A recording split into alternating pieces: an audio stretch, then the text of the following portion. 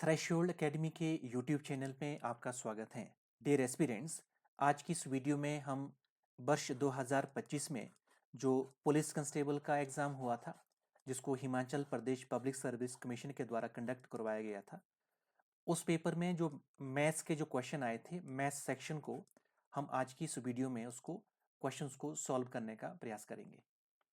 ठीक है, सबसे पहले पुलिस कांस्टेबल के इस एग्ज़ाम में 20 क्वेश्चन मैथ्स के आए थे और सभी जो क्वेश्चंस हैं वो अच्छे स्टैंडर्ड के क्वेश्चंस थे।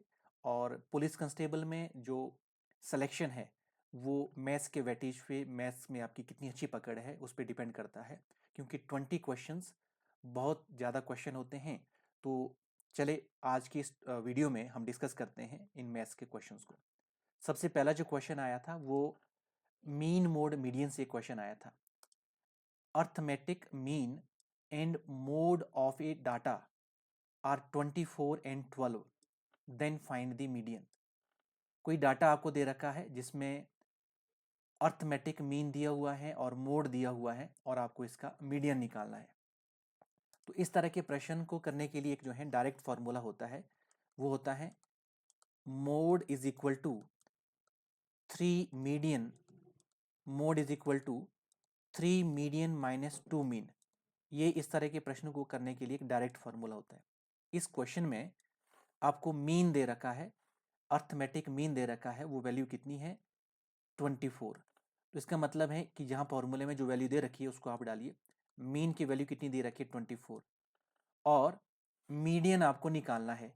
इसका मतलब है 3 इंटू मीडियन आप एज इट इज लिखेंगे। और मोड की वैल्यू कितनी दे रखी है, मोड की वैल्यू दे रखी है 12। बस इसको सॉल्व करना है। ठीक है, ये इसको जो सॉल्व करेंगे ये 24 दूने 48 हो जाएगा और ये माइनस का साइन है, जब इक्वल टू के उस तरफ चला जाएगा ये हो जाएगा प्लस का 12 जमा 48 इज इक्वल टू 3 मीडियन। और नेक्स्ट स्टेप में क्या हो जाएगा, 48 और 12 60 हो जाएंगे और ये 3 जो मीडियन के साथ हैं ये उसके बटे के नीचे चले जाएगा और आपके पास यहाँ पे जो मीडियन है वो कितना आ जाएगा, उसका आंसर आ जाएगा 20। इस तरह से जो 20 हैं ये इस प्रश्न का राइट आंसर है। तो एक सिंपल क्वेश्चन आया था जिसको इसका बेसिक मालूम है कि मीन मोड मीडियन में एक ऐसा फॉर्मूला होता है और इस फॉर्मूले की सहायता से आप इस प्रश्न को जो है 15 से 20 सेकंड में आराम से कर सकते हैं। नेक्स्ट क्वेश्चन, नेक्स्ट क्वेश्चन जो है ये भी एक सिंपल क्वेश्चन आया था। ये क्वेश्चन था कि 65/16 65/16 को दशमलव रूप में बदलना था। इस प्रश्न को आप सिंपली कर सकते थे कि जो 65 हैं उसको भाग देना था किससे, 16 से। वहां से ये बड़ी इजली जो है आपके प्रश्न निकलना था। ठीक है, 16 चौके 64 और यहाँ पे हमारा 1 बच जाता है और यहाँ पे ठीक है, यहाँ पे जो है जब डेसिमल लगेगा यहाँ 0, परंतु फिर भी जो है ये 16 बड़ा है 10 छोटा है, फिर यहाँ एक 0 लगेगी, यहाँ 100 हो जाएगा। तो 16 छिके 96 96 हो जाएगा। यहाँ पे 4 बच जाएगा, ऊपर से 0 आ जाएगी, 16 दूने 32 और यहाँ पे हमारे पास बच जाएगा 8 और ऊपर से 0 आ जाएगी, 16 × 85। इस तरह से वेरी सिंपली जो है इस प्रश्न को आप कर सकते थे। तो हमारा जो राइट आंसर है वो है 4.0625। तो एक डेसिमल का एक क्वेश्चन आया था इस एग्जामिनेशन में। तीसरा क्वेश्चन है, ये टाइम एंड डिस्टेंस का क्वेश्चन है। ये जो प्रश्न है ये समय और दूरी से है और इस प्रश्न में क्या बोला गया है, एक बस पहले 100 किलोमीटर की यात्रा 100 किलोमीटर प्रति घंटा की गति से करती है। फर्स्ट 100 किलोमीटर फर्स्ट 100 किलोमीटर को तय करने में जो चाल है, जो गति है वो कितनी है, 100 किलोमीटर पर आवर है। और उसके बाद क्या बोला गया है, यह अगले 150 किलोमीटर की यात्रा 90 किलोमीटर प्रति घंटा की गति से करती हैं। यानी कि जो अभी नेक्स्ट जो फेज है यात्रा का, उसमें टोटल डिस्टेंस कितना है, 150 किलोमीटर। और ये 150 किलोमीटर की जो यात्रा है यहाँ पे स्पीड कितनी है, गति कितनी है, 90 किलोमीटर पर आवर। और आपको क्या निकालना है, आपको यहाँ पे निकालना है बस की औसत गति, एवरेज स्पीड आपको निकालनी है। तो सबसे पहले हमें मालूम होना चाहिए कि जो एवरेज स्पीड है, ठीक है, जो औसत गति है, उसका जो फॉर्मूला है वो एक स्टैंडर्ड फॉर्मूला है। चाल बराबर है दूरी बटे समय। चाल इज इक्वल टू दूरी बटे समय। अब इस प्रश्न में हमारे पास दूरी तो दे रखी है, दूरी जो है कितनी हो जाएगी, कुल 100 प्लस 150, बट जो समय है, टाइम जो है हमारे पास गिवन नहीं है, हमारे पास समय गिवन नहीं है। इसका मतलब है इस प्रश्न को सॉल्व करने के लिए हमें फॉर्मूला तो हमें आ गया, क्योंकि एक ही स्टैंडर्ड फॉर्मूला है टाइम एंड डिस्टेंस में, average speed is equal to distance upon time. Average speed हमने निकालनी है, औसत चाल हमने निकालनी है, और औसत चाल होती है दूरी बटे कुल समय। कुल दूरी तो क्लियर है, फर्स्ट जो है वो 100 किलोमीटर है, उसके बाद 150 किलोमीटर है, कुल दूरी तो हमारी हो जाएगी 250। परंतु हमारे पास टोटल टाइम जो है इस टोटल डिस्टेंस को कवर करने के लिए वो नहीं दिया गया है, ठीक है। इसलिए सबसे पहले हम यहाँ पे क्या निकालेंगे, टोटल टाइम निकालेंगे। टोटल टाइम, टोटल टाइम जो है कितना हो जाएगा, टोटल टाइम निकालने के लिए यहाँ पे क्या हो जाएगा, T1 प्लस T2। T1 का मतलब है, क्योंकि समय क्या होता है, समय का डायरेक्ट फॉर्मूला है, समय बराबर है दूरी बटे चाल। ये बेसिक फॉर्मूला है, समय बराबर है दूरी बटे चाल। दूरी जो है फर्स्ट हाफ में कितनी है, यहां से यहां तक T1 कितना समय लगा, ये दूरी है 100, और चाल भी कितनी है 100, प्लस T2 यानी कि जो यहां से यहां तक टोटल डिस्टेंस को कवर, दो दो हाफ में बंटा है ना ये डिस्टेंस, जो यहां से यहां तक को कवर करने में जो समय लगा वो है दूरी बटे चाल, 100/100, प्लस T2 क्या होगा, यहाँ के आगे की दूरी, वो कितनी दूरी है 150 किलोमीटर, और उसकी चाल कितनी है 90। ये हो जाएगा आपका टोटल टाइम। ये इसको जब सॉल्व करेंगे 100/100 बराबर 1, प्लस ये 0 से 0 कट जाएगा, 5 तिये 15 और 3 तिये 9, ये हो जाएगा 5/3, और जब इसको आप सॉल्व करेंगे हो जाएगा 8/3 आवर। इस पूरी डिस्टेंस को कवर करने के लिए जो टोटल टाइम लग रहा है, जो टोटल टाइम लग रहा है वो कितना लग रहा है, 8/3 आवर। बस अब जो है इसकी वैल्यू हम कहाँ डाल देंगे, जहां हम जो है प्रश्न को ऑलरेडी सॉल्व कर रहे थे, ठीक है, जहां हमें टोटल समय की जरूरत थी, यानी कि 250 बटे टोटल टाइम कितना है 8/3, ये हो जाएगा 8/3 जो है इसका 3 का चले जाएगा ऊपर, और जब इसको सॉल्व करेंगे आप, 8 तिये 24, 1 10, 8 एकम 8, 2 बच गया, छोटा है दशमलव, 20, 8 दूने 16, 4 40, 8 पंजे 40, 31.25 गुणा 3, ये हो जाएगा 31 93, 25 75। तो हमारे पास यहाँ जो है आंसर कितना आ रहा है, ए 93.75। देखिए प्रश्न थोड़ा सा बड़ा तो था, आपको मेहनत की जरूरत थी, यदि आपके बेसिक क्लियर हो तब जाके आप इस प्रश्न को कर पाएंगे, क्योंकि इनिशियली तो सिंपल था कि यहाँ पे जो है चाल बराबर है दूरी बट्टे समय, इस फॉर्मूले से प्रश्न को निकलना था, परंतु यहाँ दूरी तो दे रखी थी, परंतु समय को लेकर के जो है दिक्कत थी, और यहाँ पे जो है आपको ये टोटल टाइम निकालना आना चाहिए। यदि आपकी प्रैक्टिस हो ऐसे प्रश्न में तो वेरी इजीली जो है इस प्रश्न को किया जा सकता है, ठीक है। नाउ नेक्स्ट क्वेश्चन जो आपके इस पुलिस कांस्टेबल की एग्जामिनेशन में आया था वो था क्यूबॉइड से, ठीक है। गन्हाव का एक प्रश्न था, तो ये एक मुश्किल प्रश्न में से एक माना जाता है, और परंतु ये स्टैंडर्ड है, वो नॉर्मल था।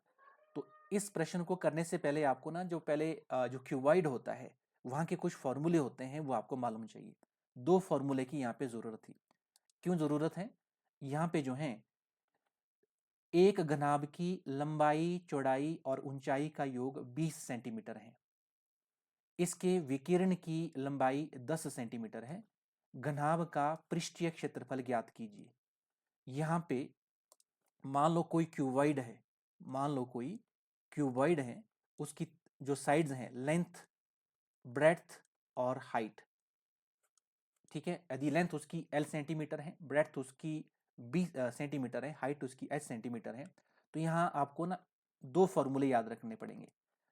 एक जो क्यूबॉइड है उसका जो पृष्ठीय क्षेत्रफल है, the surface area of the cuboid, surface area of the cuboid, इसका फॉर्मूला आपको आना चाहिए पहले।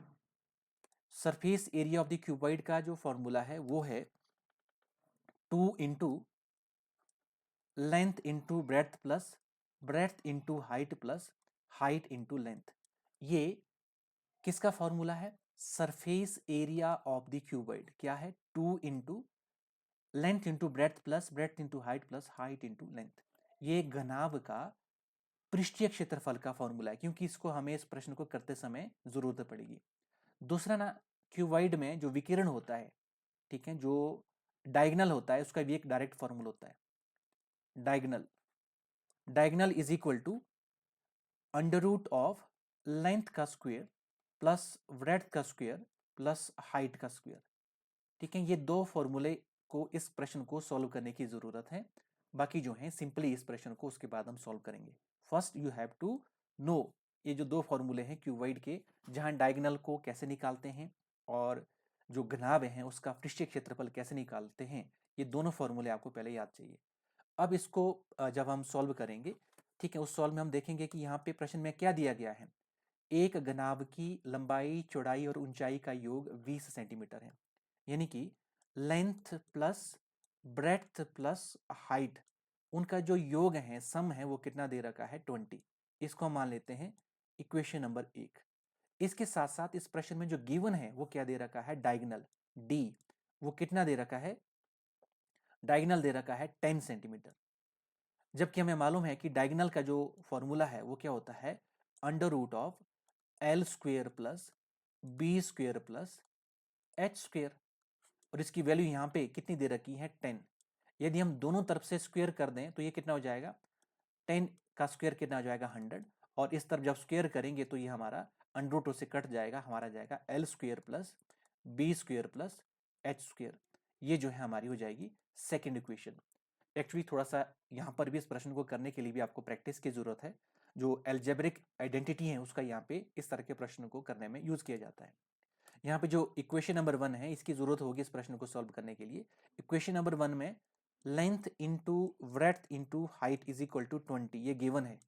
ठीक है, अब हम इसमें क्या करते हैं, दोनों तरफ जो है क्या लगा लेते हैं? स्क्वेयर। इस प्रश्न को दोनों तरफ से स्क्वेयर कर लेते हैं।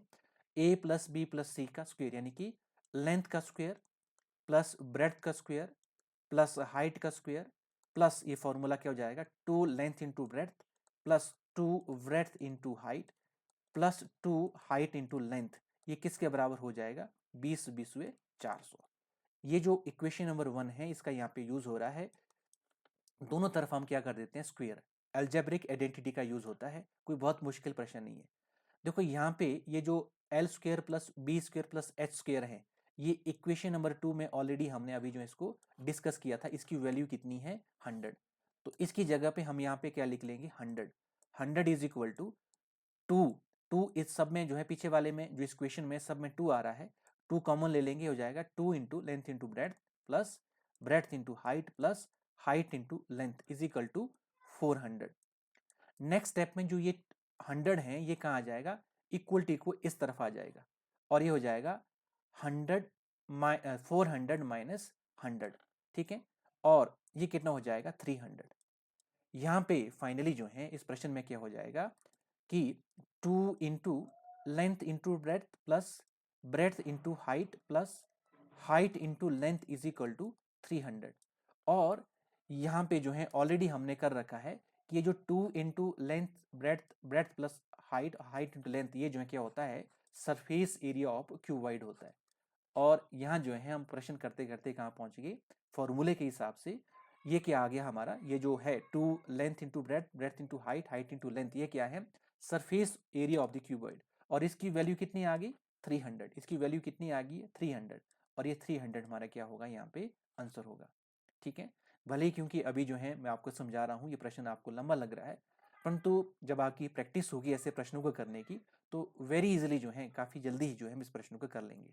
ठीक है, तो इस प्रश्न को करने में हमें जो है पहले पहले जरूरत पड़ी थी किसकी? पहले जरूरत पड़ी थी सरफेस एरिया ऑफ क्यूबॉइड के फॉर्मूले की, फिर डायगोनल के फॉर्मूले की जरूरत पड़ी, और फाइनली जो है जब दो इक्वेशन हमारे पास यहाँ पे बनती हैं, उन दो इक्वेशन की सहायता से हम जो है फाइनली कहाँ पहुंच जाते हैं? फॉर्मूला हमारे पास यहाँ आ जाता है जो कि पृष्ठीय क्षेत्रफल है घनाभ का, और आंसर आ जाता है 300। तो इस प्रश्न का आंसर कितना है 300। नाउ नेक्स्ट क्वेश्चन को हम डिस्कस करेंगे। नेक्स्ट क्वेश्चन हमारा ये भी मीन से है, मीन मोड मीडियन से जो है कुछ क्वेश्चन आए थे आपको, और उनमें से सेकंड क्वेश्चन आज हम मीन का कर रहे हैं। यहाँ प्रश्न में क्या बोला गया है, A B C D E का माध्य 28 है। यदि ए सी और ई का माध्य 24 है तो बी और डी का माध्य ज्ञात कीजिए। Very very simple question. यहाँ पे आपको 5 जो है संख्याएं दे रखी हैं, ए बी सी डी और ई। इन 5 संख्याओं का जो मीन है वो कितना दे रखा है 28, माध्य 28 है। तो टोटल सम कितना हो जाएगा इन 5 संख्याओं का, टोटल योग कितना हो जाएगा, टोटल सम हो जाएगा 28 इंटू 5 जो आपका होगा 140। ठीक है, ये पहली वाली लाइन से हम जो है ये समझे। नाउ सेकंड पार्ट में क्या बोला गया है, यदि इनमें से ए सी और ई तीन ही संख्याएं हैं तो इनका जो माध्य है वो कितना है 24। तो इन तीनों संख्याओं का कुल योग टोटल सम कितना हो जाएगा, ये हो जाएगा 24 into 3 that is equal to 72। यहां तक चीजें क्लियर हैं। अब क्या बोला गया है कि जो दो संख्याएं हैं बी और डी उनका माध्य निकालना, उनका मीन निकालना है। वो कैसे निकालेंगे, सबसे पहले हम जो है कुल टोटल सम में से यानी कि A plus B plus C plus D plus E, इसमें से हम क्या घटाएंगे, sum of A plus C plus E. Automatically हमारे पास जो है क्या बच जाएगा यहाँ पे बी प्लस डी। ठीक है, और जबकि A plus B plus C plus D और ई इस टोटल का जो सम है वो कितना है 140, और ए सी और ई का जो सम है वो कितना दे रखा है 72, और ये किसके बराबर होना चाहिए बी प्लस डी के बराबर, और बी प्लस डी के बराबर ये वैल्यू कितनी आ जाएगी 68। इसका मतलब है कि जो बी और डी दो संख्याएं हैं उनका जो योग है, इन दो संख्याओं का जो कुल सम है वो कितना है 68।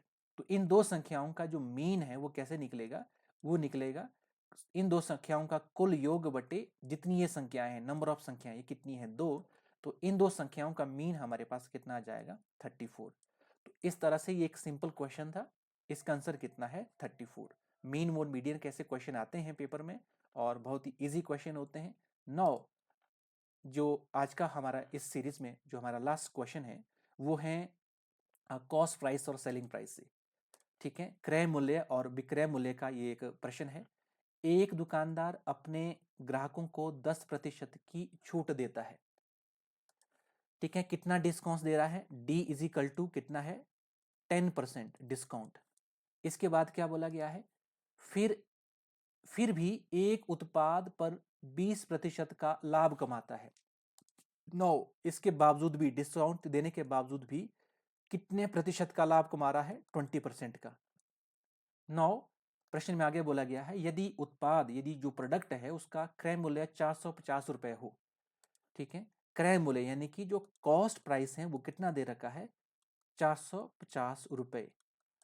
तब जाकर के आपको क्या निकालना है, इसका अंकित मूल्य, इसका आपको क्या निकालना है मार्केट प्राइस निकालना है, एमपी निकालना है। देखो इस तरह के प्रश्नों को करने के लिए जो है डायरेक्ट फॉर्मूला होता है, वो जो फॉर्मूला है वो है cost price upon market price is equal to 100 minus discount percent बटे 100 प्लस प्रॉफिट परसेंट। ठीक है, तो इस प्रश्न को करने के लिए एक डायरेक्ट फॉर्मूला है। डायरेक्ट फॉर्मूले आपकी तभी कर पाएंगे यदि आप जो हैं ये जो क्वेश्चंस हैं इनको प्रैक्टिस करेंगे, या जो कि कहीं पर जो है किसी टीचर की सहायता से आप पढ़ेंगे, तब जाके वेरी इजीली इस तरह के प्रश्नों को आप कर पाएंगे। ठीक है, तो थ्रेशोल्ड एकेडमी लगातार, क्योंकि आपको मालूम है कि आने वाले समय में अभी हिमाचल प्रदेश में पुलिस कांस्टेबल के लगभग 800 पोस्ट और पंचायत सेक्रेटरी पटवारी की जो भर्तियां हैं वो एक्सपेक्टेड हैं कि 2026 में ये नोटिफिकेशन हो जाएंगी, और आने वाले समय में ये एग्जामिनेशंस आपको देखने को मिलेंगे हिमाचल प्रदेश में। और इन सब एग्जामिनेशन में, चाहे ये पुलिस कांस्टेबल का एग्जाम हो, चाहे आपका पटवारी का एग्जाम हो, चाहे पंचायत सेक्रेटरी का एग्जाम हो, इन सब एग्जाम्स में आपका जो वेटेज है वो मैथ्स का एक बहुत ज़्यादा वेटेज होता है आपकी सिलेक्शन में। पुलिस कांस्टेबल में 20 क्वेश्चन आए थे। पंचायत सेक्रेटरी और पटवारी में अभी तक जो सिलेबस होता है उसमें जो 1/4 सिलेबस यानी कि 25 क्वेश्चंस आपके मैथ्स के आते हैं। तो यदि आप अपनी बेसिक मैथमेटिक्स को स्ट्रेंथन करना चाहते हैं तो लगातार हमारे साथ हमारे इस यूट्यूब चैनल पे जुड़े रहें। हम लगातार PYQ सीरीज और ये जो शॉर्टकट मेथड्स हैं किस तरह से आप इन क्वेश्चंस को करते हैं इनको लगातार आपके बीच में लाते रहेंगे, और ताकि आप अपनी जो मैथमेटिक्स हैं, जो बेसिक मैथ्स इन एग्जामिनेशन में पूछा जाता है, उसको आप मजबूत कर पाएं। तो इस तरह के प्रश्न आप तभी सॉल्व कर पाएंगे यदि आपके पास जो है इस तरह के शॉर्टकट्स आपको आते हैं और कम समय में आप इन क्वेश्चंस को सॉल्व कर पाएंगे। तो इस प्रश्न में डायरेक्ट फॉर्मूला लग रहा है कॉस्ट प्राइस का और बटे मार्केट प्राइस। कॉस्ट प्राइस यहाँ पे दे रखी है वो है 450, मार्केट प्राइस की वैल्यू दे रखी है वो आपको निकालना है, मार्केट प्राइस आपको निकालना है। 100 माइनस डिस्काउंट परसेंट वो आपका 10 है, 100 प्लस प्रॉफिट परसेंट वो आपका 20 है, और ये हो जाएगा 19/120। 19/120। आगे जाके हम इसको कैसे सॉल्व करेंगे, ये जो 450 हैं इसको हम यहीं रखेंगे और ये जो 120 हैं ये ऊपर चले जाएगा, इंटू 120 हो जाएगा। ये 90 हम जो हैं यहाँ नीचे ले आएंगे और मार्केट प्राइस को जो है इसको क्रॉस मल्टीप्लाई करना है, बाकी कुछ भी नहीं करना है। मार्केट प्राइस हमारा इधर आ जाएगा, 0 से 0 कट जाएगा, 9 पंजे 45, 5 0 और 12 पंजे 60 और 600 जो है इस प्रश्न का आंसर है। इस तरह से बड़े शॉर्टकट वे में जो है बड़े इजीली जो है इस प्रश्न को हमने सॉल्व किया है। आज की इस वीडियो में हम इतने ही क्वेश्चन सॉल्व करेंगे। इसी तरह की मैथ्स की यदि आपको जो है सीरीज चाहिए तो लगातार हमारे इस यूट्यूब चैनल पे PYQs, चाहे वो पुलिस कांस्टेबल के, पटवारी के, पंचायत सेक्रेटरी के, HS के, JBT के, जितने भी PYQs हैं वो हम लगातार वीडियोस के माध्यम से अपने इस यूट्यूब चैनल पे आपको लाते रहेंगे, ताकि आपकी जो प्रेपरेशन है वो मजबूत हो, बेहतर हो और आप अपनी सिलेक्शन को सुनिश्चित कर सकें। Okay, thank you for watching. See you again.